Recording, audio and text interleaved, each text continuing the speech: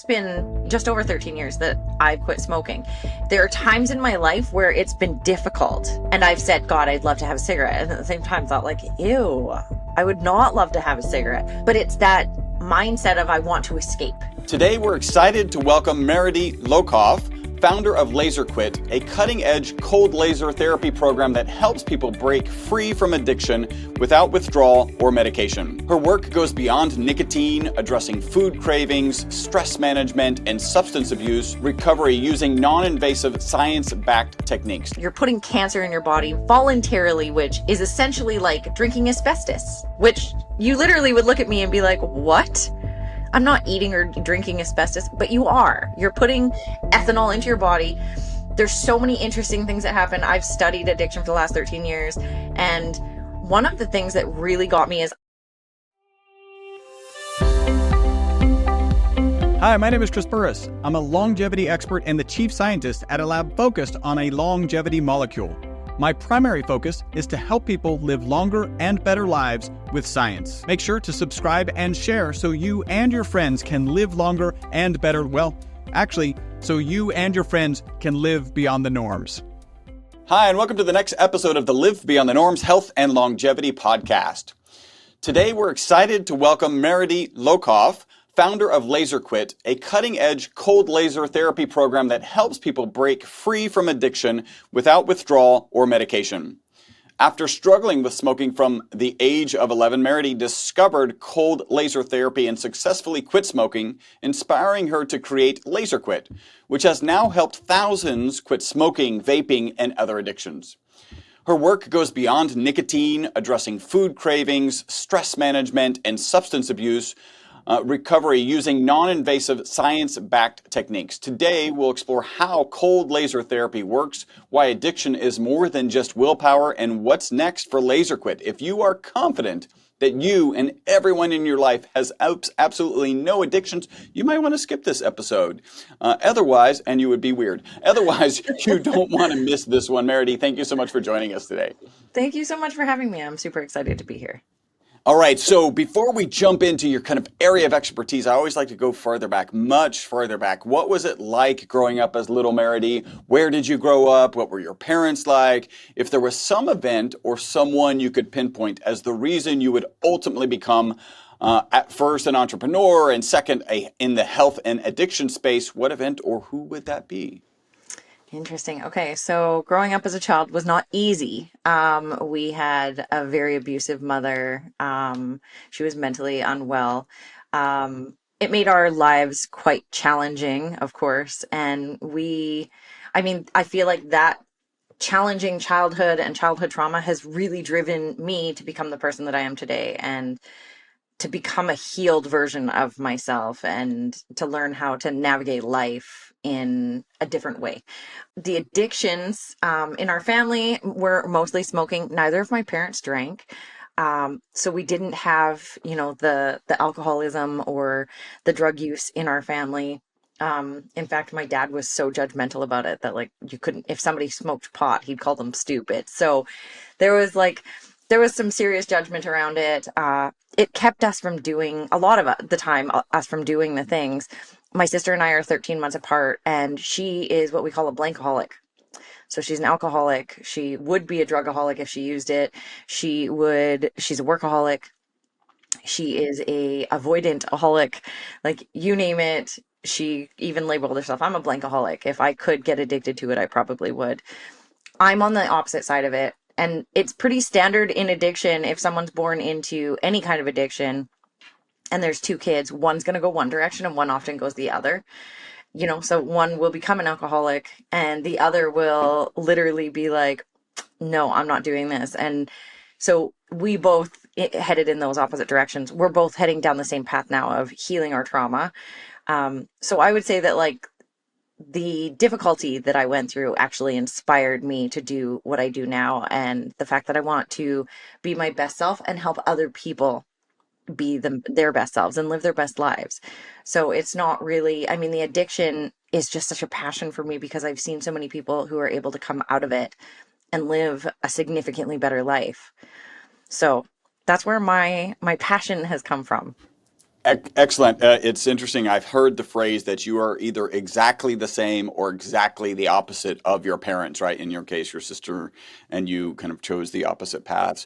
But I also know that my understanding is that that can apply to different areas, right? So, like, you can be exactly the same or different relation to money or relation to exercise or relation to addiction or whatever it is. And then you could be the opposite on the other one. So, it's interesting that you and your sister selected the opposite ends.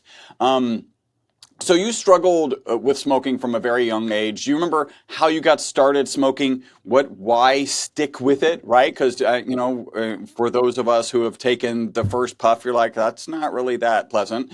And maybe even true of drinking. Like my first beer was not pleasant. I enjoy beer now. So what was that like? And then kind of roll forward into when you first started thinking about, hey, I should probably quit.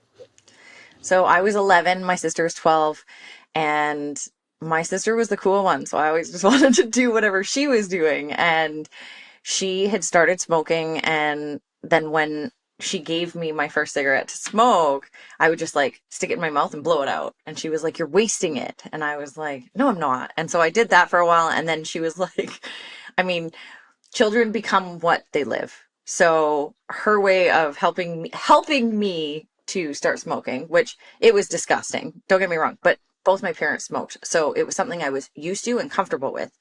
At 11, while I'm like taking these puffs, I would take a puff, put it in my mouth, and my sister would punch me in the stomach. So I'd go, and now I'm inhaling. So she's like, "That's how you smoke a cigarette." And I was just like, wow, okay.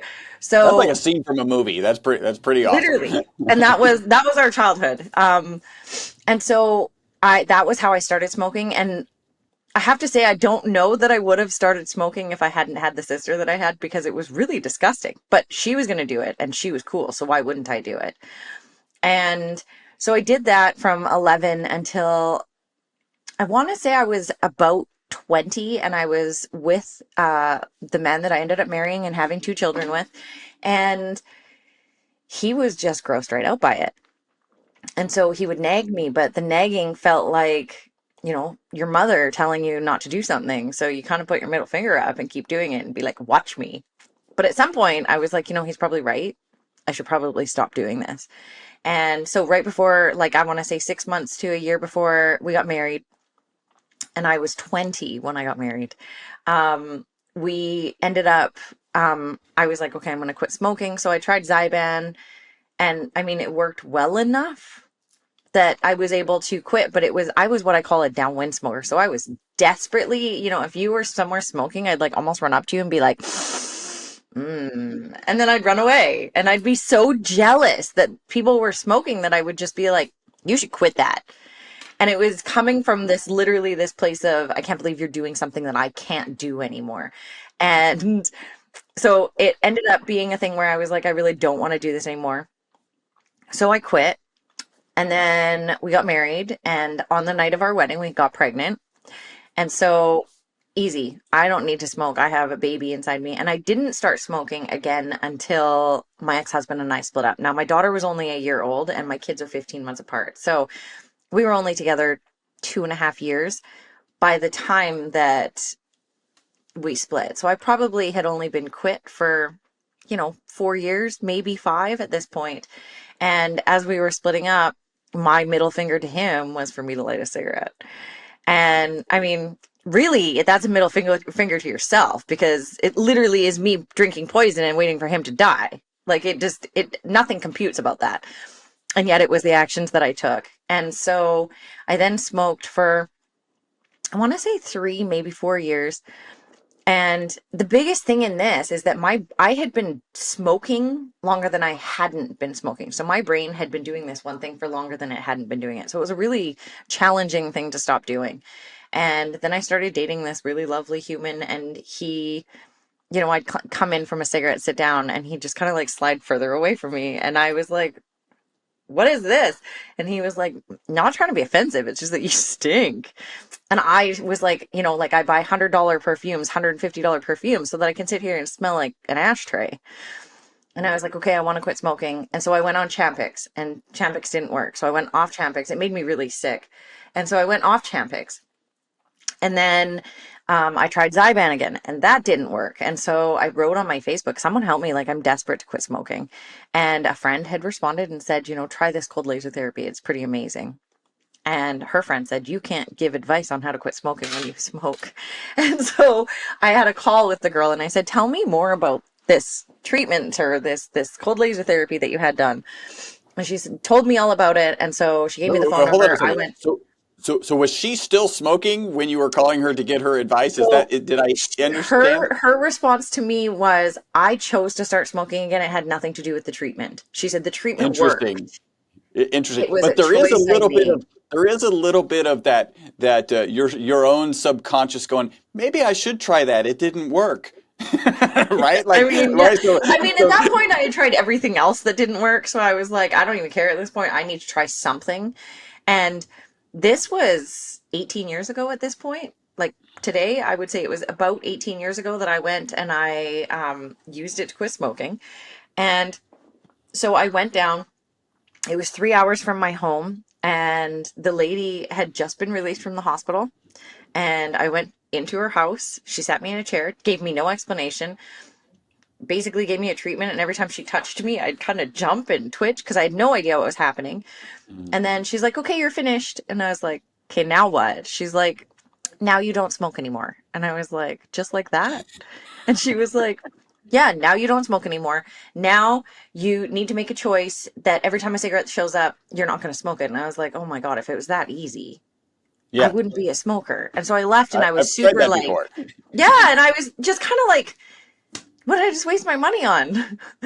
And even when I had done the research online, there's nothing that really truly supports what this cold laser therapy is. But I was like, I don't care. I'm desperate at this point because you're giving me pills. And as I started to like do the research, these pills have a 17 to 20% success rate.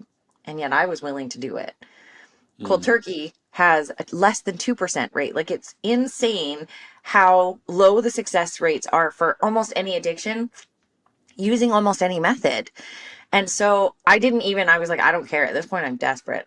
I ended up leaving that place and driving my 3 hours home. And not once did I think about smoking. mm, And I think that was one of the things that really changed the game for me was every other time I've tried quitting smoking, I might not have the craving, but goddamn, that desire was so powerful. And the thoughts that repeated through my mind constantly for 24 hours a day saying that you need to smoke a cigarette was the reason I couldn't not. And so I went home and just basically forgot. But the interesting part was this lovely man that was beside me is he says to me, are you going to quit smoking at some point? And we're like almost home at this point. And I was like, wait, what? And he's like, are you going to quit smoking? And I said, I haven't touched a cigarette. And he's like, no, but you're doing all the things. And I was like, what do you mean? And he's like, well, first you roll your window down and then you pat the center console and then you just go back to driving. And I was like, oh.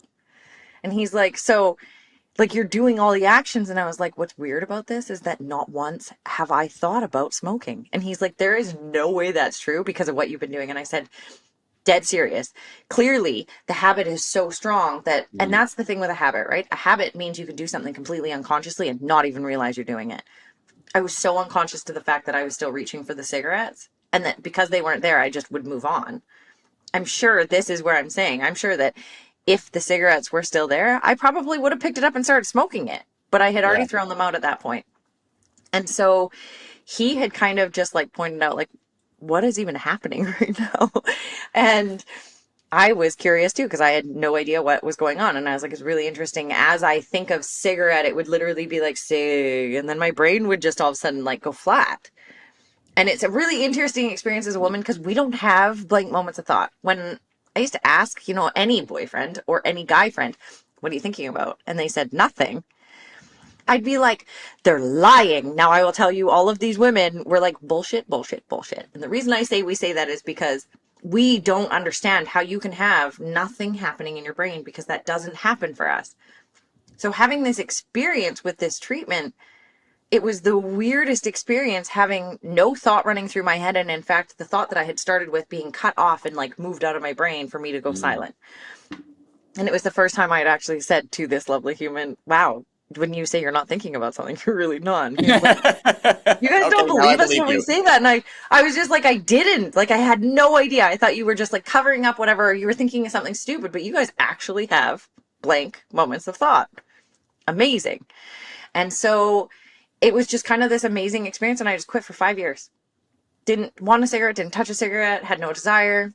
So Five one years one later. session, 5 years, like just And hadn't I mean, didn't even break into it. I'm not the average person, Mhm. even, in school, in anything that I do, I don't have to put much effort in to accomplish an 85%. Mm. I don't have to try. I just show up and I get 85%. So now when I actually put my brain to something, I'm a 95 to 100% type of person. And that was kind of like, okay, well, I'm committed to this then. This is what I'm doing. And it worked so amazing that I just wasn't willing to give it up. 5 years later, dating a totally different person. I have a party in my backyard. And at the time, like, I'm not a big drinker. My whole life, I've drank maybe 25, 30 times. Mm. And I have a big party in my backyard, and everyone is, smoking cigarettes. They maybe have a drink, but they're smoking cigarettes. And I was like, can I have one of those? And I took a puff. It burnt my mouth. It burnt my lungs. It made me cough. It made me feel instantly like garbage. And I thought to myself, I am never doing this again. And the next day, I was the same raging psycho that I was when I wasn't, or when I was trying to quit smoking. And Mm. now all the thoughts of smoking were back in my head. And it was insane how quickly, and this is what they refer to when they say, like, you slide back into your old patterns so fast. I literally slid back into those patterns after 5 years of not doing the thing, not thinking about it, not wanting it, nothing. I slid back into that pattern so easily. I smoked for about 3 weeks and I was like, I'm not doing this. I'm going down and having another treatment. I got down there.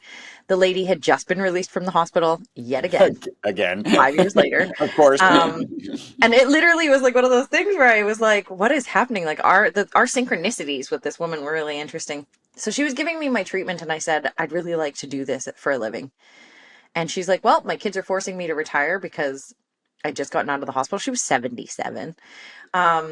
She's like, so my kids are forcing me to retire. I'd be willing to train you and teach you how to do this. And I was like, I'm in. Let's do this. And so I did have to go home and get some money together and do all the things so that I could actually do it. Got my stuff sorted out. It was a month later I went down. I took the training with her. I only spent like 1 to 2 hours with her and went home and was like, I don't feel like I have enough information. I started treating people. I was seeing 85% success rates. And I was like, this is cool. But one treatment, I'm seeing people are coming back really quickly. And so I was like, I'm going to experiment. And I got people's permission. They signed slips and we tracked everything. That stuff has now gone up in smoke in a fire, but we did track everything. And back then this was all on paper. And we tracked everything. I found that if I changed my sequencing, my timing, different lasers, all of these things, as well as doing a couple other things that I don't want to give too much away, but I started doing things differently. And I actually started to see 95 to 98% success rates when we hit a year. So most of my competitors you'll see them say, oh, we have 99% of people quit the day of treatment. Yep, absolutely. I don't know if I'd say 98, but then you come back and if you have your follow-ups, then you're going to see that we're teaching your brain how to create a new level of normal. And that's what makes things different. Because one treatment, I could have gone back to smoking within 4 months because of the way that the endorphins work with these treatments. And what it is 8 weeks, you don't feel like you need anything at all because your endorphins are climbing. And then even for, say, the next 4 to 6 weeks after, while your endorphins are crashing, you still don't necessarily feel like you need anything. But by week 16, when your endorphins are back to normal, a lot of people are like, ooh, I want to smoke again. And so they might fight it for a couple months, but if we only give somebody one treatment, I see 70% of people are back in my office within 6 to 9 months. So I don't like doing anything like the norm. So I started creating some different protocols that would actually give us long-term success. So now 13 years into my business, I have people who are like, hey, I'm 13 years. Hey, I'm 11 years. Hey, it's been 9 years for me. So I see long-term success with the majority of our clients rather than me giving you some BS stat that is, oh, well, we have 95% success rate, 85 to 95% success rate. okay, what's the period of time that you're claiming those success rates for, is my question.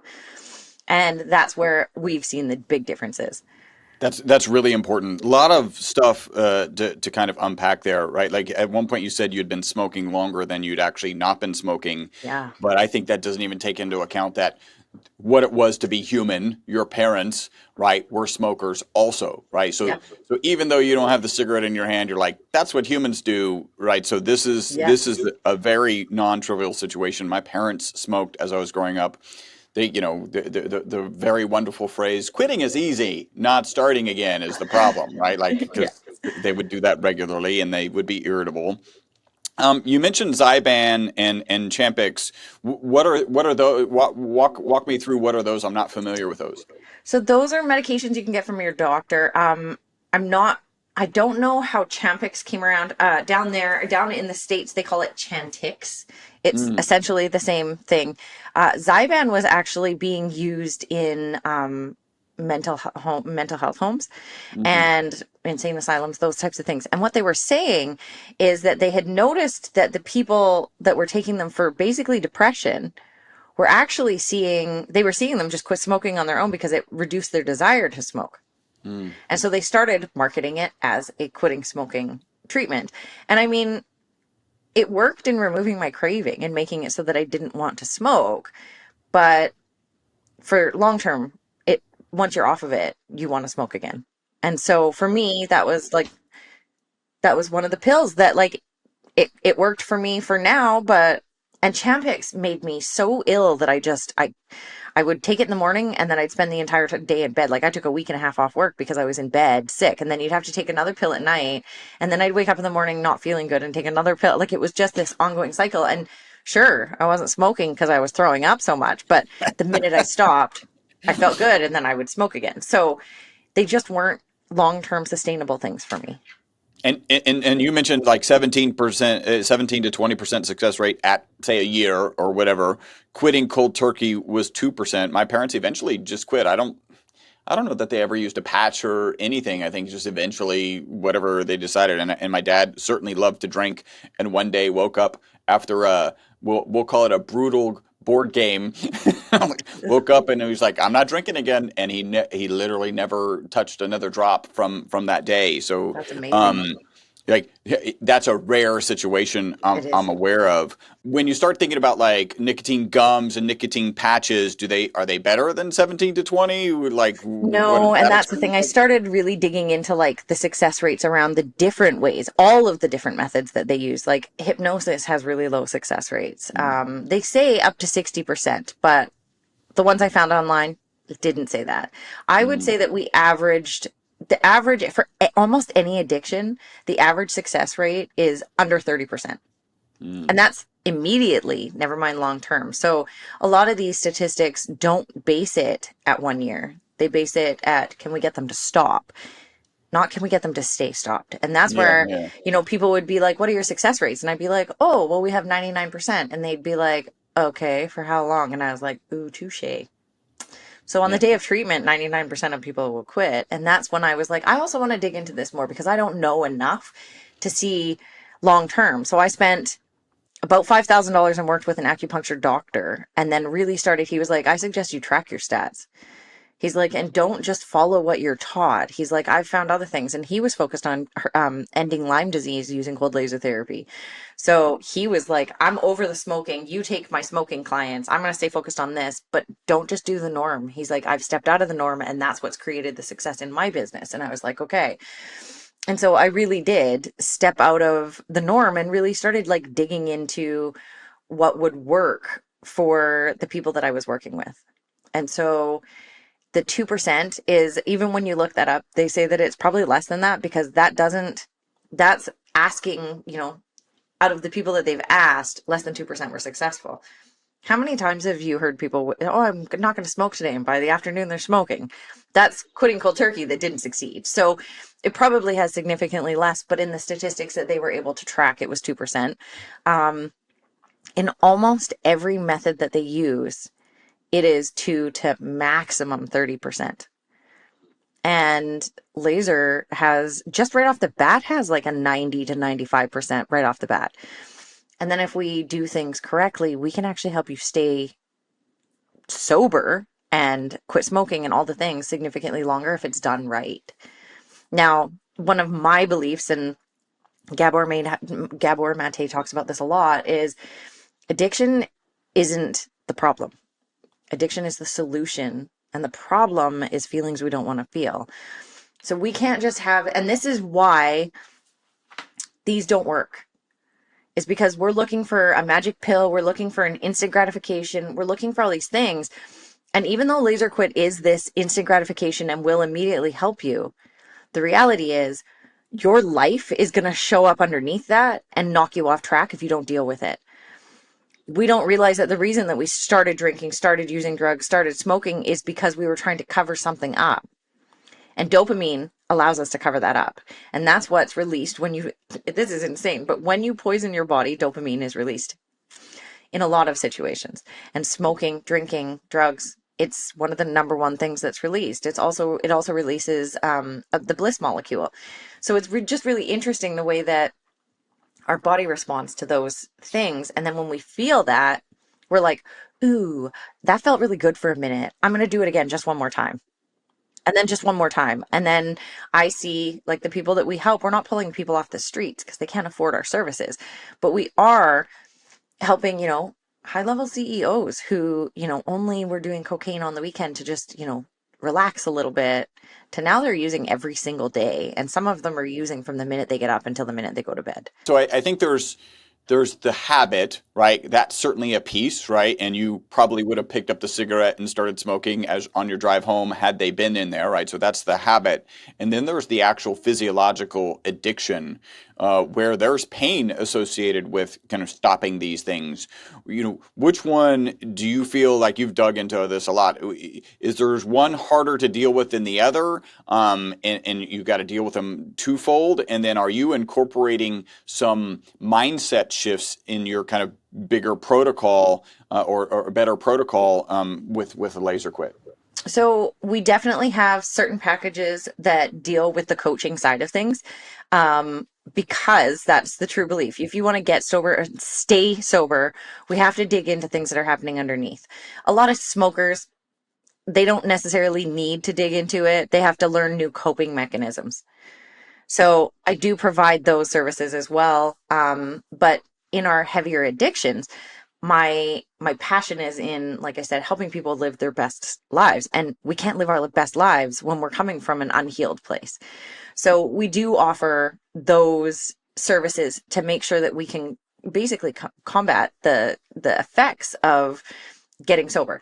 The detox period is either immensely eased or very, very minimal when using this. And the reason for that is because essentially any long-term use of any drug in your brain, your chemical and physiological makeup of your brain are changed when you use these things. Then your body starts to also close dopamine receptors because too much dopamine is being released when you're doing these things. Now, the problem is you're looking for more and more dopamine, and that's why you're using more and more and more, and that's why your tolerance grows. And so what we're doing is we're giving our brain this huge chemical reaction, and then we just stop it. And your brain has been overproducing for so long that it will take your brain 14 to 18 months to recover and get to what they would consider a normal, which is your new level of normal and what your brain is capable of doing. The thing that LaserQuit does that is so different is that we actually help mimic not what you were doing, but we're able to release such high levels of endorphins and help your brain and body go back to what it would be its normal immediately. And that's what makes it so successful, is we're able to help your brain recover. And now what I see is, all these rehabs and things like that, I understand what they're doing and I love what they're doing. However, you get them through their detox. And I do believe that we should go through some kind of detox, because going through that pain and discomfort is going to make it so you don't jump back into it right away. But say they don't go through that and they are able to stick to it, it's fantastic. Now, in rehab, you go through that and then they want you to immediately start working on the trauma. But if my brain is not functioning at even a normal level. Now I'm in a depressed state because all of my chemicals are suppressed.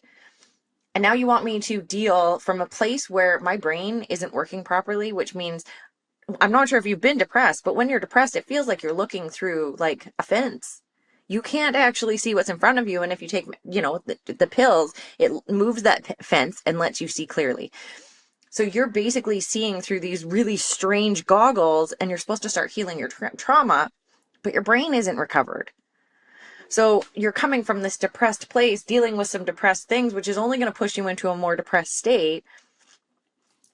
And for me, it just doesn't make any sense, because now we're pushing people to get sober, which is what we need. And then we need to get them to work on their trauma so they'll stay sober. But their brain isn't allowing them to actually deal with it, which is why it is so hard for people to make it to 1 year.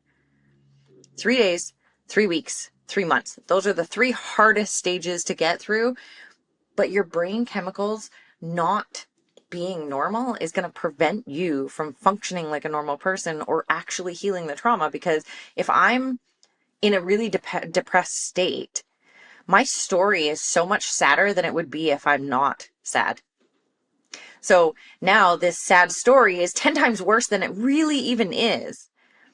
And now I'm supposed to deal with that. Whereas if we have the laser done to someone, their brain chemicals have regulated, and now they're like, okay, I'm at a normal level and I can deal with these things, seeing them from a more normal place rather than this incredibly depressed place. It's interesting because I have a really good friend of mine who's a human behavior expert and really helps people deal with traumas, be they little t or big T. And he does these things in one session. And what allows him to do, he's got this process, it's called SRTT, Subconscious Rapid Transformation Technique. What allows him to do that is that the goal is not to relive the experience. I think a lot of kind of talk therapy is like, talk us through how you felt when XYZ happened in your mom, dad, bedroom, whatever, right? Like whatever the trauma is. And that's when you're like looking through these glasses like, okay, I'm foggy to begin with. I've intentionally had that foggy for a reason. In fact, that's why I was drinking, smoking, whatever, is to make sure that it stayed foggy. It makes perfect sense what you're saying. Hey, super quick break from the podcast. Hopefully you're loving it. This is a way you can support the podcast and take advantage of a great offer. We're offering 50% off of one of our MCT bottles. MCT is an amazing oil. Add the ESS60 molecule to it. It's even more amazing. All you got to do is leave a review on iTunes. Send us a notification that you've left that review. We'll get you a coupon code. That'll get you 50% off of our MCT oil and free shipping. Back to the podcast. So let's kind of roll into the technology a little bit. So what is low level laser treatment? Like, what does it kind of look like? And when you were sitting there and somebody's saying, I know it's not, they weren't touching you continuously, but anytime she was maybe moving something around, you're like, you're a little shocked. Talk a little bit about that, maybe so that the person who goes to low level treatment isn't like, why are you touching me? So first, I'll explain what cold laser is. And cold laser is low level radiation. And I know people are scared when they hear radiation, but radiation is actually not a bad thing when used properly. And so this is very low level radiation, and it's combined with LED light therapy, which is that red light therapy that it's the big trend right now. It's been around for years and years and years, and they've known the science behind it. It's just that it's finally picked up on the health benefits. And it seems like we've really shifted into a healthier, mindset in the world that we're in now. And society wants to live longer and all the things. And red light therapy is incredibly supportive of helping your cells from like the mitochondria level. So it is actually incredibly helpful. It is proven to help cells start to move even if they're stuck. And then we combine that with the low level radiation and we just get this amazing outcome. So basically we're using old Chinese medicine, Eastern medicine combined with Western medicine to create this incredible outcome. And with that, we are able to accomplish a lot more and see a lot more results. Now, if, for example, you have an energy meridian that runs down the center of your finger, like literally down the center of your finger, and they were to take a needle and stick it right in the tip of your finger, that puts pressure on that meridian, which causes the energy to slowly start to move and move the energy through the rest of your body. Amazing. That's why they leave you sitting for an hour. Also, they pierce your skin. I did not enjoy acupuncture, but that's a personal preference. After, I would, yeah, felt great, but it's only putting pressure on that, just enough for it to stimulate that energy. With what we do, we're actually not just using pressure, but we're using the light and the radiation to penetrate all the way through the meridian, which causes it to create a reaction faster and move the energy quicker through your body. So we're basically the instructors telling your body to reset itself back to what it would be otherwise. And that's really like the secret to what we're doing. We typically, like, every cold laser therapy place will have a totally different protocol. So I can't necessarily tell you exactly what that looks like. It's typically on your head, face, ears, hands, sometimes your legs, depending on the protocol that they're using. I am the type of person who will sit you down and I will tell you every step of what I'm going to do to you. And my goal for you is actually lay down, have a nap, and let me do my job, because your body's got to do its work. And the more relaxed you are, the better the outcome. I do have people who will sit with me and talk and talk and talk and talk and talk and talk and talk and talk and talk, and yet they still are incredibly successful. So it just depends really on the person's body. It's much like a pill in the sense that I can take a pill and you can take a pill and we can both have totally different reactions to that pill. I can have nothing, you could have nausea. It really depends on the person's body. And then I think also, like, I'm going to say that skeptics are probably my favorite, because someone who comes in and is like, oh my God, I heard this was magical. They're waiting for this magic. And then if they don't get that wonderful magical experience, they're like, oh, it didn't work. Well, it did work and it removed your craving, but you still have the thought. And that's the microbiome, because your stomach is your second brain, and your stomach is still telling your brain that it wants the nicotine. And you're no longer giving it to it. So the bugs in your stomach take 5 days to die. You have to listen to those bugs scream bloody murder to your brain for the next 5 days. That's hard. 85% of our clients don't have that. 85% of our clients forget, like I did, and have just the habit left. And so that, I think, is the big difference between the two. But the difference between the two is 85% of people will forget, not struggle, find it easy. 15% of people are struggling. Even with 15% of people struggling, we're still seeing 95% to 98% success rates. So it really is really into the commit. I mean, I'm not saying this is this miracle cure. It sometimes feels like that, because I've had lots of people who have come in and said, like, I didn't even really want to quit smoking, and yet I did. Fantastic. But I will tell you, you need to have some kind of commitment to this in order for you to be successful, especially long term. Yeah. What kind of power levels are we talking about? Do you like in what wavelengths, right? So you mentioned red light therapy. The lasers are slightly different. Are they more on the blue spectrum, or like what does that kind of look like? No, so it's definitely we have ours is the red light therapy. So ours is on the red. Now we could get into like the nanometers and stuff like that, but I'm not sure anybody would know or care.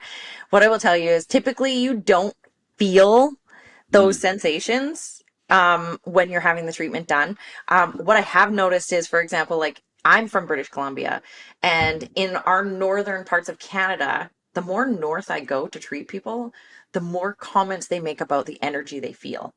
So like in northern Canada, we have a lot of northern lights and things like that. And they say that a lot of the energies in the universe are at the northern parts of the world and things like that. And those people are just more sensitive. So like, I'm very sensitive to the way my heart beats. I'll catch it when it does the flip. Yeah. And everyone's heart does the flip, but I feel mine. I thought I was having a heart attack or a panic attack, or, and I had to have my heart checked. And then I said, while I was having the echocardiogram, I said, what was that? And she's like, oh, that's just your heart flip. And I was like, what is a heart flip? She's like, because it's basically electric, sometimes it just needs to like restart itself and rebalance itself. And that's what you're feeling.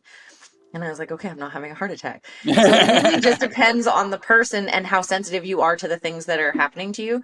You'll feel warmth typically from our laser, which is strange because I just told you it was a cold laser, but you'll feel warmth from it. But when they're referring to like a hot laser, they're referring to like something that's going to burn the hairs in your legs to do hair removal, stuff like that. Or, the hot laser that you actually feel when they do the fat melting. That is not what our laser does. Our laser is very, very different from that. So we're on a very different spectrum. It can burn someone's eyes, the cornea. It can do things like that. So we do wear protective goggles and things like that. But it's it's non-invasive, and it's not something that you're typically even gonna feel. Like I could turn the laser on and you could see the light on my hand, but my hand feels nothing from what I'm doing with that laser. What else is it good for, right? So you're obviously focused on, addiction. Are there other things that it's good for? So yeah, we are focused on the addiction side of things, every addiction, porn, gambling, drugs, alcohol, smoking, your phone, all of the things. But we also do food addictions, stress, depression, anxiety. Those are all huge ones with what we do. But the lasers themselves are often used by veterinarians and chiropractors for healing wounds. So it's really interesting. I actually have a couple of different lasers, and our different lasers often come with, say, different heads. So I have one that has like a big round head versus the very pointed, directed acupuncture tip that we use. And when I was we do treat pain treatments. We help find that people with like fibromyalgia who have constant pain through their whole body, often the release of endorphins in their brain is enough to help them, but we can also move the energy out of their body. But like doctors and chiropractors will use these, and vets will use these to help heal open wounds faster, to help, like to help pain. For me, if we've helped a lot of people with sciatica, and what we do is we actually are moving the energies within their body and pulling them out, because when we have some kind of trauma or impact, you had a car accident, something like that, say my shoulder is messed up, your body sends all of these cells to go in and repair it, but then nothing gets rid of the cells that are sitting repairing. So you need to move those cells out. That's why movement is amazing and things like that. Cold laser therapy is like a magnet in the sense that it'll go and pull those things out when done properly, and it will move the energy so that the energy is no longer stuck or stagnant in your shoulder. Okay. Are you familiar? There's a device called Kineon, Kineon. It's got like three little adapters, and you wrap it around. I've got one that you can wrap around. Anyway, I was wondering if there are probably some parallels there. That's intended to kind of treat pain, so you'll wrap it around your knee and shine the red laser in it. Yeah, and it's probably a slightly lower level of radiation, because there's only certain levels you can freely sell. But the red light therapy is really the focus of the healing, Yeah. because of the way that it's able to help the cells move.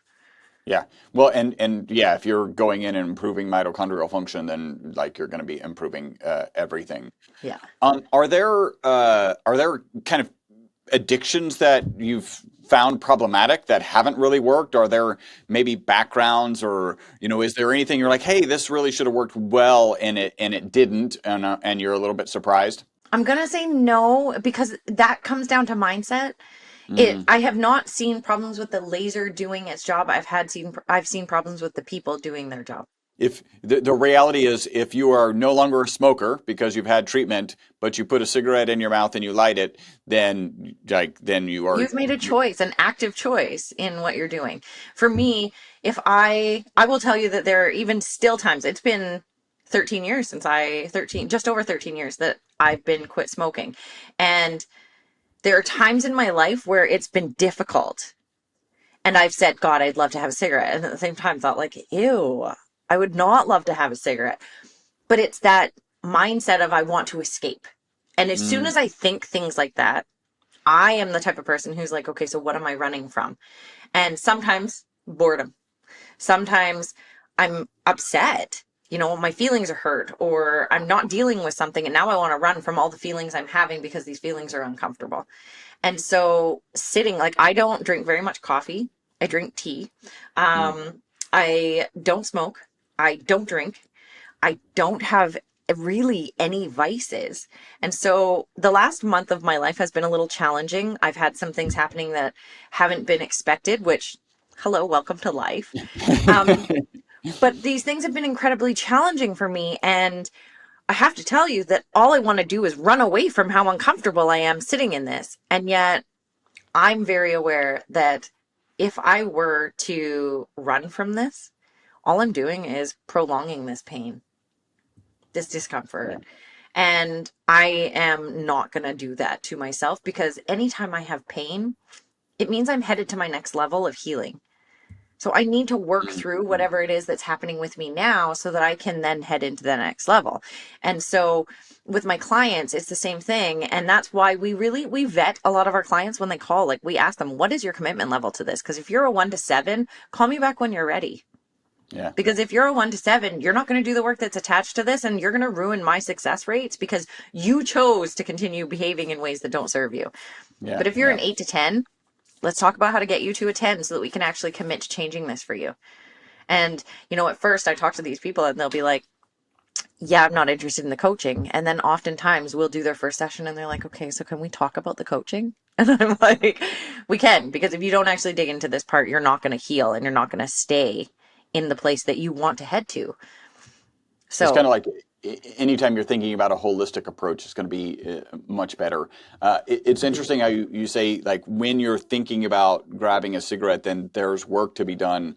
I like to drink, but I've always made it a rule that if I need a drink, right? So if I'm under stress yes, when I'm in the middle of a divorce, that I won't drink because I will not use it as a crutch, crutch. right? Yes. I think we could argue that sometimes I do, but like I mean, in the we all big do. Don't get me wrong. Sometimes I'll eat chocolate instead because I'm done and I don't want to feel. And then chocolate releases dopamine. And then guess what? I wake up the next day and still have to deal with the feelings that were all yeah, there yeah, it's not yesterday that I gone. ate It's, chocolate yeah, away with. it's And not gone, but you don't smell like an ashtray.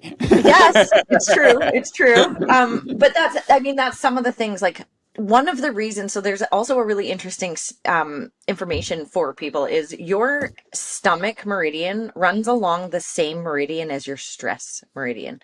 Mm, So that's how come certain people will go straight to food and all they want to do is eat when they're stressed. I'm the opposite side. If I'm stressed, the last thing I want to do is eat, and I'll eat 500 calories in that day because I'm stressed out, especially if it's an emotional stressor. Don't want to eat. I feel mm. sick. I feel unsettled. I'm unhappy. I have to sit in that. And so for me, there's a lot of, like, I'm not willing to suffer. And I'm now making my body suffer as a side effect of me not dealing with my emotional stuff. And that's not okay either. Now, you said, I like to drink, and you're a longevity. This whole thing is about longevity. And I'm just going to go out there as an advocate and say that you're putting cancer in your body voluntarily, which is essentially like drinking asbestos, Yeah, which no, you literally would look at me and be like, what? I'm not eating or drinking asbestos, but you are. You're yeah, putting ethanol into your body. There's so many interesting things that happen. I've studied addiction for the last 13 years. And one of the things that really got me is I was the type of person who, if I had, I'm a lightweight, first of all. I would have, say, 3 shots because I can't drink 3 pops, never mind 3 beers or any of those things. So I would do shots. And by the third shot, I was a great time, but within 20 minutes to an hour, I'd be puking. And mm, I used to wonder how come, like, I ate at 4 o'clock or 5 o'clock and now it's 9 or 10 o'clock at night and I'm puking up the same food. And I did some research. When you put alcohol into your body, the first part of it, your body's like, okay, and it'll, do its normal thing to start detoxing you. The minute you put that second drink into your body's like, oh shit, I need to start shutting some things down here. So one of the first things that shuts down is your digestive system mm, because it's the least needed. And your body will slowly start shutting down different systems as they're needed least mm. as you drink more and more alcohol, because your body is literally going, oh my God, I don't know what to do with this. I have to get rid of it now. And then your brain starts to shut down, which is how come you start making bad decisions and how come you start stumbling and your body stops working properly, entirely because it is trying to remove this toxin that you have put in it. Yeah, it's a And for poison. me, that's enough. For me, Yeah, I'm like, nope, now I understand and I'm good. yeah. No, it is something that I'm sure I'll give up at some point. Just not in the same condition as my dad, right? Like Yeah. it won't be a rage game, board game. I mean, that's maybe a little extreme, but it's a fair description. It'll just be like, you know what, I'm done. And in fact, my wife and I tend to quit. We do dry January. My brother came into town. So I had a 1 day of drinks. So now it's all the way to the end of February, which is not really a problem. It's interesting. The first kind of week to 2 weeks, you start to realize, oh, I was kind of going out to eat so I could have a drink, and we do like mixology, whatever. But that was the focus was actually more on the drinking than you realize, and it takes about 2 weeks for that to go away, and then you're like, oh, okay, and then we're back to normal, and you're not drinking, and so that's how. Well, and for me, the thing that I find really interesting is, like I'll go to a party and I have a ton of friends. Obviously, what I do attracts a lot of my friends. So I have a lot of sober friends. Like whether they had a problem or they didn't have a problem, I have a lot of sober friends. My only real addiction issue was smoking. That's the only thing I've ever been addicted to. So giving up alcohol and things like that wasn't difficult. I'm 15 and a half years into I haven't had a drink and no alcohol whatsoever. But I just find it really interesting that like it's this like, oh my God, I'm so clear headed. Oh, I'm going to do a month. And yet I'll go to a party and someone will be like, oh, well, why aren't you drinking? Oh, here, have mine. I'm good. Thank you. And then they're like, can I ask you why you don't drink? And I'm like, you can ask anything you want, but can I ask you why you're not doing heroin tonight? And they look at me and they're like, what? That's horrible. I'm like, okay. And if I put 6 Pepsis in front of me and was like, I'm going to drink these tonight, y'all would be like, ew, do you know how unhealthy that is? But you're sitting there drinking 6 beers. Do you really want to get into it with me? Because it's not that I'm throwing judgment at you, because I want everyone to live their own lives. Whatever makes you happy, you do that. That being said, I do want to live a long life. I want to be the best version of me. I will tell you that not drinking, and my children who are 21 and 22 years old have never seen me drunk. Wow. Ever. And so I actually went out on my 40th birthday. And of course, it's my 40th birthday. So all of my friends are like, let's get you drunk tonight. And I'm like, I'm 10. This is like my 11th year of not drinking. So no, I'm good. I don't need to drink tonight. But they were so determined. Like I was like, I don't like the taste of alcohol. Okay, well, we're going to get you every drink they make, and then we'll drink them if you don't like it. And my son was sitting there and he's like, no. And I was like, it's okay. It's fine. And he's like, no, because you're not getting drunk tonight. And if you are, I'm leaving. And I was like, we're going to have a conversation about that in a minute. But first, I can make my decisions here. He's like, Mom, I've never seen you drunk, and it's not something that I'm willing to do. Now, my kids, neither of them drink very much. My son, I'd say he drinks like maybe once every 6 months at the most. And even then, I'd say that's such a rare thing. And there's this new thing that these kids are doing, and they'll get drunk with each other on their video games. Oh, and man. So that's typically where it is. He said now that he's bought a sled, he has never drank so much in his life, and he goes sledding on a Saturday. And he came home and I was like, well, what does drinking mean? And he's like, well, we had like, a shot of Fireball because it warms you up while you're out there. And I had a beer. And I'm like, interesting though. Like, why didn't you have a pop? And he's like, well, and it was funny because with beer, they'll like purposely like pack them in their backpack and all the things. He just chucked his pop in the back of his sled while all the bouncing around, his pop exploded. So it was like just this really interesting conversation about like, why are you drinking when you don't normally drink? And yet, do you remember the reaction you had about me drinking? And so he's just very like, oh, I'm aware of how I saw it. Yeah. He's like, I don't want to see you drunk.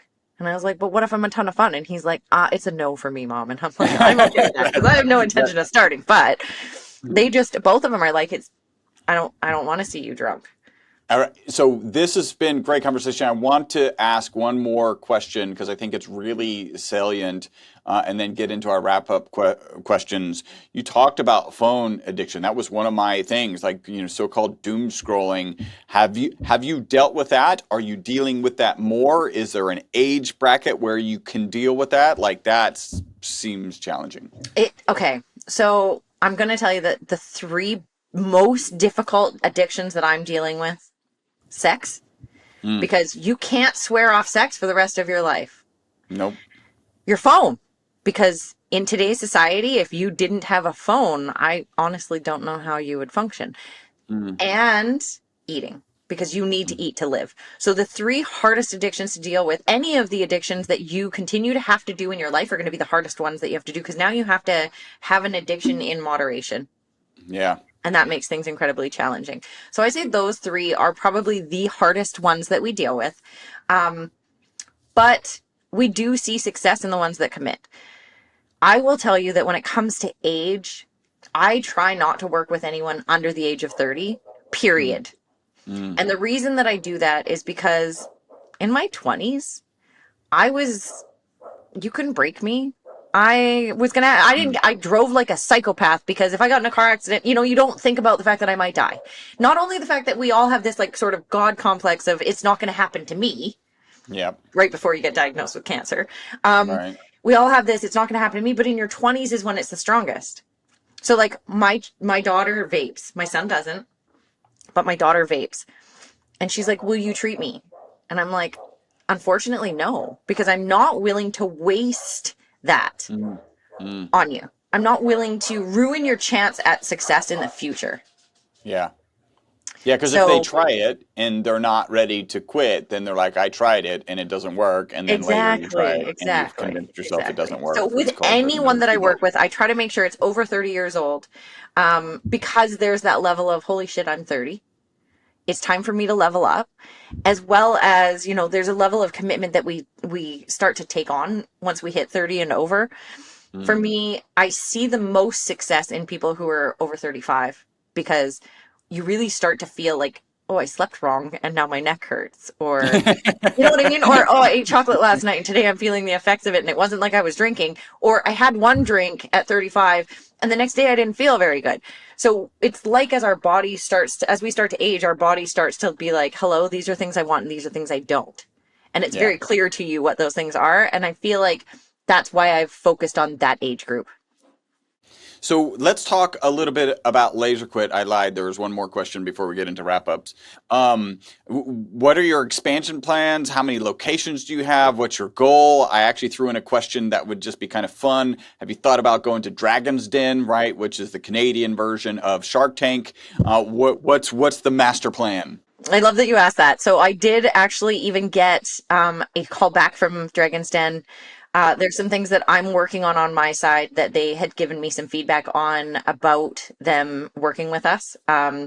If I was in the States, it would have been a no-brainer, and I probably would have been in Shark Tank. But that's a Canadian thing versus an American thing, so I'm a little frustrated with it. But again, there's nothing I can do on the one aspect that they've asked me to. It has to do with the manufacturers and things like that. So I'm in kind of a holding pattern when it comes to that. Not something I've given up on. When it comes to where we're at, so we have 8 locations in British Columbia and Alberta. The goal is to be all over the world. And the expansion plans currently, because I have multiple businesses and multiple locations of this business, I'm finding that juggling all of the things is getting to that I've got too many balls in the air, and I'm going to start to lose my passion for the things that I love. I'm going to stop doing as good of a job at what I do. So what I've decided to do is I've decided to start licensing partners instead. And what that looks like is, say for example, someone has a Medi Spa or a spa or a wellness center or something like that, and they want to start offering our services. I license them to do so. So I train them, I provide them the lasers, I do all of the things, and then they just pay me a commission based on an agreement that we have out of whatever they sell. So if anyone is interested in what we do, please feel free to reach out, because it is something that this is the goal, is now to grow us and get us across Canada, across the States, and eventually into the entire world, because I do want this to be the way we deal with addiction moving forward. I want to be a service that is offered inside of rehab centers to really help people get to a place where they can actually start healing themselves. Okay, excellent. And we'll get your contact details here in a second. Here are the first of our wrap-up questions. Meridee, do you have a target age that you want to live to? I would like to live to at least 100, but I want to be fit and healthy when I do. Yep. And how long do you think humans can live? I want to say probably 125. I've heard stories of 200, so we'll see. Okay.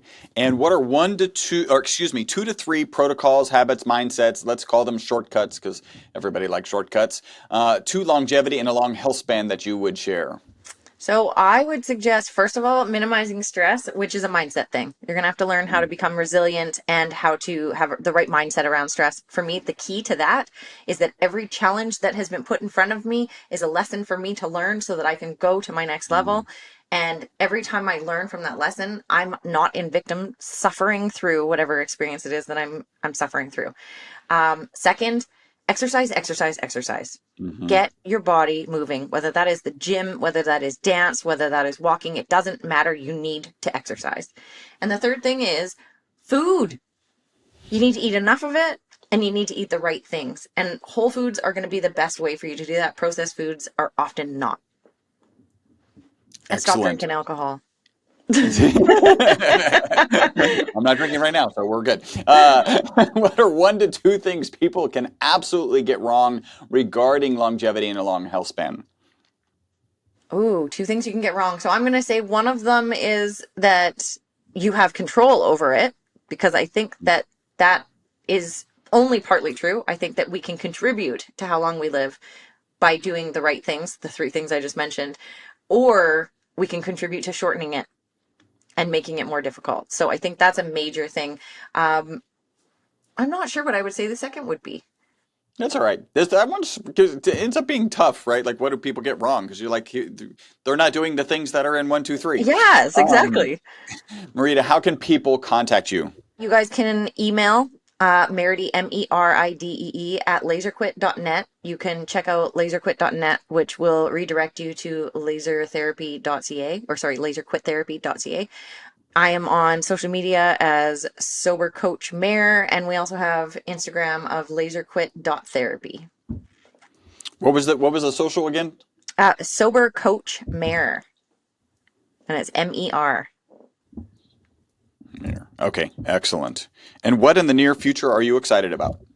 I am excited about the future. I'm excited that in the end, I think you guys are all going to be like, oh my God, I heard this girl on this podcast like 5 or 10 years ago, and now she's changing the way we deal with addiction. Oh, that's pretty phenomenal. All right, so you can email her directly, Meridee at laserquit.net. That's MERIDEE. You can also find her laserquit.net, and then on IG, Sober Coach MER. Meridee, thank you so much for joining us today. Thank you for having me. I hope you enjoyed this episode of the Live Beyond the Norms podcast. Make sure to subscribe and follow. Also, make sure not to be that guy, the guy sharing this podcast with people who are not interested in living beyond the norms. If you would like to learn more about the ESS60 molecule, the molecule responsible for the single longest longevity experimental result on mammals in history, a full 90% extension of life, visit myvitalc.com. That's myvitalc as in carbon.com.